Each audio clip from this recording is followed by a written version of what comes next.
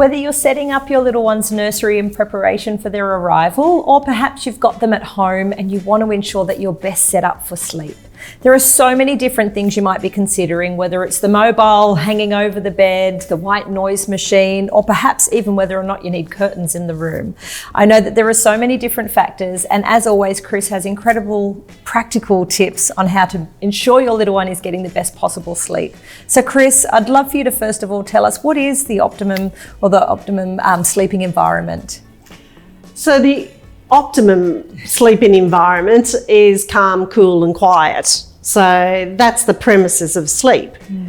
And we get a very mixed message because we think these babies are really mobile and they're out and about. It's all going to be, you know, whiz bang, and we're going to shorten their sleep in the day and they'll lengthen their sleep at night at a young age. But all we end up with is a very overtired baby. Yeah. So it is a big adjustment to parenting, and in the first 3 weeks, a baby will sleep anywhere and in anything. Yeah. And so we sort of get this confidence that that's what's going to happen. But as you and I both know, babies change frequently and often, and they need the right environment in order to be able to sleep. Yes. Okay, and I think if you looked at anybody in a professional sense, their suggestion for teach a baby to sleep is not go for a walk. Yeah. So, you know, there's this, it's sort of this mixed message. In the early months of bringing a baby home, to get them to sleep well, they need to be in the right sleep environment. And this starts to occur from about 3 to 4 weeks. So just like you and I, if we were going to have a sleep in the day, we'd take ourselves off to our room, we would dim the room by shutting our curtains or blinds, we'd quieten the space by maybe shutting the door, we'd get into our side of the bed, we'd snuggle in, we'd go to sleep. And so it's a learned ability to be able to do that. But if it's Sunday afternoon and I drift off to sleep in the lounge, or on the lounge, watching telly, the things that will wake me up out of that is the light, the noise, the movement around me. Yeah. So a door banging, a dog barking, a car going past. Usually like a 20-minute nap. Yeah, that's right. And it's light and it's refreshing, but it's not asleep. Yeah. In the young baby under 3 months, they need to sleep. As they get older, they don't need as much sleep, but they will still need some sleeps in their day, and then they'll have some naps. So our freedom opens up after 3 months of age. The environment plays a big factor. So the environment needs to be calm, cool and quiet. And this is where it gets a bit all over the place. So a lot of babies I see go into a completely blackened room, and that's really dark, and that can be really confronting from a baby who's come from a light experience into a darkened experience. So the idea would be that your room goes from a light room to a dimmed room, where you've taken all bright light out of the room. Okay, I would call it grey light. I can see things in the room, but I can't actually define what those things are in the room. So I can find the baby, he's over there, but I can't actually see his eyes when I get near him. So that's a dim room. Take him into the room, change, check the nappy, put him into swaddle sleeping bag, and then give him a cuddle. Pop him down, walk out, dim the room, draw the blinds, shut the door.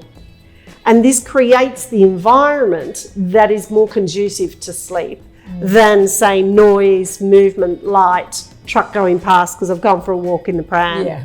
So they will be the naps, the walk in the pram, in the car going for a visit, that type of thing. They're the naps. But when we want them to sleep, we need to create that environment. Once we've created the environment, it can be replicated anywhere, and that environment will be the same. So we're looking for quiet environment, dim lighting or dim environment. The mobile, which is our common baby thing that we buy, better used, very cute, better used over a changing area than over a cot, because that could become stimulating to the baby as they get older. So thinking about where you place things in the room is also important. Yeah. And what about things like, I know a lot of people ask about, you know, having the really loud white noise machine going to make sure, or the husband's not allowed to be in the house making noise at the same time. I mean, how much muffling of that background noise do we need? Just shut in the door. Yeah. Not a lot. So we should really get the house to just flow as it normally would flow. And our noise becomes background noise. Right. And that background noise is what is the gentle hum that keeps the baby asleep. This is the society of many gadgets. Yes. There's a lot of gadgets for babies in every aspect, but actually the most simplistic thing usually works.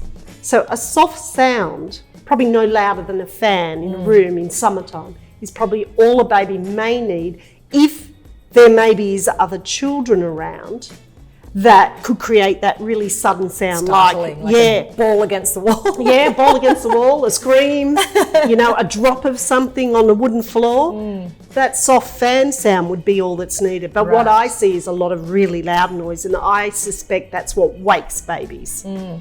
That the soft sound is what sustains their sleep in a noisy environment. But if it was your first baby, I would say no white noise. No. And I think something that I have noticed, and I see a lot of questions around there, is about that whole day-night thing with a new baby. They get so worried that we need to make sure the baby's out and about in the day so that it knows that it's going to sleep better at night time when it's dark. All you're doing is overstimulating the baby. So going for a gentle walk once a day is never going to hurt a baby. Yeah. But going for a walk all the time For sleep.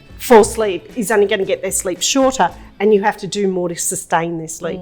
And those shorter sleeps doesn't mean it's going to sleep better overnight. Another fallacy. Yeah. So decreasing their sleep in the day is only going to make them more overtired. So having an understanding of an appropriate amount of sleep in a day for a baby at a certain age is also really important. Yeah, thank you. And I love what you say. I feel like, having that environment set up in the right way, that will be a cue enough for them to know that this is where I'm sleeping, this is time for sleep.